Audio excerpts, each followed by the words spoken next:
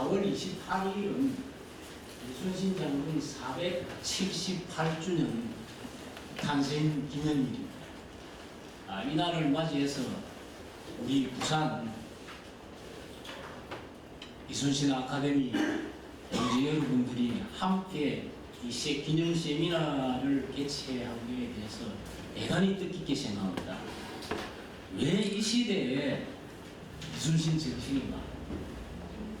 왜 이순신 정신을 배우고 가르치고 또 실천을 해야 되는가? 여러분, 이거에 대해서 제가 저 나름의 감상을 조금 말씀드리면서 합니다. 우리나라가요, 이 6.25의 대거 속에서 불과 50년 사이에 정말 엄청난 발전을 했습니다, 여러분. 제가 듣기로는 그 6.25 전쟁이라는 데서는 2차 대전 때 떨어진 폭탄보다 더 많이 떨어졌답니다, 우리나라. 남아있는 게 없었습니다. 이런 나라가 어떻게 해서 5, 60년 사이에 우리나라 박정희 대통령이 처음 수출 1억 불 달성하자고 막 호소를 했죠. 그 다음에 100억 불, 1000억 불. 지난해 제가 통계 자료를 보니까 12월 10일 날짜로 6,400억 불을 수출입니다. 우리나라 돈으로 환산하니까 850조입니다. 우리 1년 예산이 600조밖에 안 되거든요.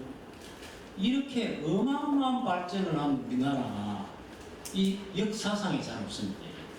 뭐 라인강의 기적을 능가한다, 뭐 이런 말씀들도 하십니다. 이런 엄청난 발전 뒤에 그 그늘에는 우리 사회가 큰 병이 들어 있습니다. 이 경제성장 뒤에는 이런 물질 문명의 발달로 우리 사회에 깊은 병이, 첫째가 우리 언론에 보도하지 않습니까? 각종 부정부패, 또 대형 참사, 세월호 참사, 뭐 아파트 붕괴, 그 다음에 이 이념과 빈부의 양극화, 이런 병이 깊이 들었기 때문에 우리 모두가 우리나라와 우리 개인이 다 깊은 병을 앓고 있습니다. 이 병을 치료를 하는 데는 우리가 이순신 정신만 한 게 없다. 이순신 정신으로 이 병을 치료를 하면은 우리 개인이 건강해질 수 있고 우리 사회가 건강해질 수 있다. 이런 건강한 사회를 우리 후손들한테 물려줘야 되겠다.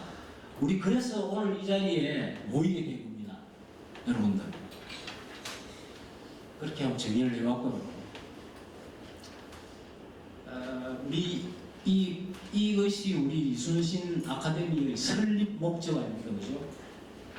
그래서 김종대 재판관님께서는 이 이순신 정신을 딱 4가지로 요약해 주시죠. 사랑과 정성, 정의와 자력, 이렇게 딱 묶어 주셨습니다.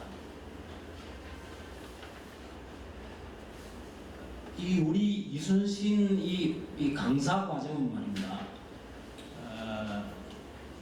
2014년 5월달에 세월호 참사가 있었거든요. 그 세월호 참사에 우리 김종대 재판관님 말씀은 그 참사를 보고 이순신이 큰 몽둥이로 자기를 때리겠어. 뭐 하고 있느냐고 이렇게 말씀을 하시더라고요. 그래서 이래서는 안 되겠다. 이 정신을 퍼뜨려야 된다. 이래서 2014년 7월 달에 부산과 서울에 이 아카데미 1기가 개설이 됩니다. 그 다음에 2015년, 제가 2기거든요. 2015년 4월에 부산, 서울에 1기가 개설이 되고요. 그 다음에 2014년 7월입니다. 우리 부산 1기가. 2015년도에는 여수와 대한민국 국회에서 또 이순신 아카데미가 개설됩니다. 그래서 지금 우리 부산은 금년에 7기가 개설되지 않았습니까? 얼마 전에 여수에서도 7기가 개설이 돼서 우리 재판관님이 축사하고 갔다 오신 걸로 알고 있습니다. 이렇게 우리 이제 아카데미가 전국에서 아까 말씀하시는 데 보니까 이제 강사 과정은 안 하겠다. 이런 말씀을 이제 하셨는데, 이제 강사는 양성할 만큼 됐고, 우리 작은 이순신도 우리 강사에 동참을 해서 이 사업을 벌려나가겠다. 이런 말씀을 하셨습니다. 여러분, 아까 우리 전재문 회장님도 했는데, 저는 이 책을 한번 가져왔습니다. 여러분, 이 책 보시면, 이순신 평전이라는 책인데요. 보시면 손 한번 보시죠. 야요, 한 분, 두 분, 세 분. 박수호 회장님. 저는 이 책에 감동을 받았습니다. 이 책이요, 2002년도, 지난번에 저도 한 말씀을 드렸는데, 2002년도는 부산이 역사를 바꾼 날입니다. 2002년도에 월드컵이 부산에서 열렸습니다. 2002년도에 또 이 책이 나왔습니다. 그래서 이순신 이 책 서문에 어떻게 쓰신다 하면은 1975년도 그때 아마 우리 재판관님이 공군법무관을 하셨던 것 같습니다. 1975년 봄 서울 어느 책방에서 나는 이순신을 만났다. 그 이후로 30년간을 이순신을 내 가슴에 품고 살았다. 그래서 75년부터 사실 30년쯤 되죠. 2002년이면 27년쯤 되는데, 그때 이제 처음으로 그냥 있어서는 안 되겠다 해서 이 책을 발간을 하셨는데, 제가 이 책을 딱 가지고 있으면 지금 21년 됐지 않습니까? 2002년, 올해 2023년이니까 21년 전의 책인데, 그 이후에 2004년, 2004년도에 내게는 아직도 12척의 배가 있습니다. 가 발간이 됐고요. 그 다음에 2008년도에 여해 이순신이 발간이 됐습니다. 그리고 2012년도에 시는 이미 준비를 마쳤나이다. 그러니까 이 책이 발간되고 10년 이후에 시는 이미 준비를 마쳤나이다가 발간돼서 그 책이요, 1기부터 5기까지의 교과서였습니다. 딴 책 보지 마라. 이 책만 봐라. 그 책으로 4월부터 12월까지 1년 동안 공부를 한 거 아닙니까? 그리고 작년에 그 책이 발간되기 놓아서 다시 또 10년 이후에 2020년도에 우리 다 같이 북 콘서트 했죠. 남성우 우리 교장 선생님하고 대담하는 거. 국제터미널, 부산은 국제터미널이었어요. 아직도 내게는 아직도 아니고 마지막 책이라고 이제 말씀하셨는데, 하나가 되어 죽을 힘을 다해 싸웠습니다. 이 책 제목에서 저는 보니까 모든 말씀을 다 하시더라고요. 이건 하나가 되어 죽을 힘을 다해 싸웠다. 이 말이 어디에 나오냐면 이순신 장군님 장계 전투보고서에 나오는 말입니다. 옥포해전 전투보고서, 또 아까 말씀하신 부산포해전 전투보고서에 이 말이 나옵니다. 하나가 되어 죽을 힘을 다해서요. 여러분, 하나가 되려면요, 어째야 하나가 됩니까? 사랑의 뿌리가 없으면 하나가 될 수가 없습니다. 사랑이 없는데 어떻게 하나가 됩니까? 미움은 갈라지는 거예요.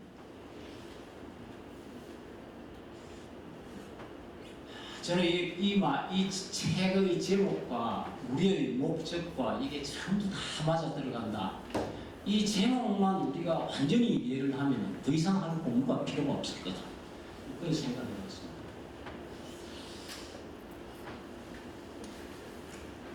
나라를 위해 싸우다 죽는 것은 영광스러운 것이다.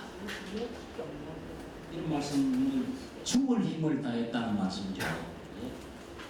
명랑해전 전날 밤 말씀하시죠. 필사적생, 필생적사. 죽으려 하면 살 것이고 살려고 하면 죽을 것이다. 이순신 장군은 명랑에서 살기를 바라지 않았습니다. 어떻게 패잔병 명하고 도망 배 12척을 가지고 일본 대여 군단을 이길 수가 있습니다. 이길 수가 없습니다. 죽는 장소로 택했습니다. 그래서 그 한 일주일 전에 최후의 만찬을 하죠. 소를 5마리 잡아서. 이순신 장군은 한 전투도 자기가 살고자 한 전투가 없습니다. 오로지 죽을 힘을 다해 싸우고, 이 죽을 힘을 다해서 싸우는 것은요, 결과는 딱 2가지입니다. 살든지, 이기면 살고, 저는 죽는 겁니다. 그 명랑해전을 마치고 나서도 이순신 장군께서 이렇게 말씀하죠. 실로 천우입니다. 이 참 이런 말씀을 이 가슴에 새길 때 10가지 설명보다 이 가슴의 느낌이 저는 울려왔고요. 그래서 이거를 제가 주제를 해서 말씀을 드리는 겁니다. 이 사랑이라는 주제도요, 사랑이 정성을 느끼고, 이 또 사랑은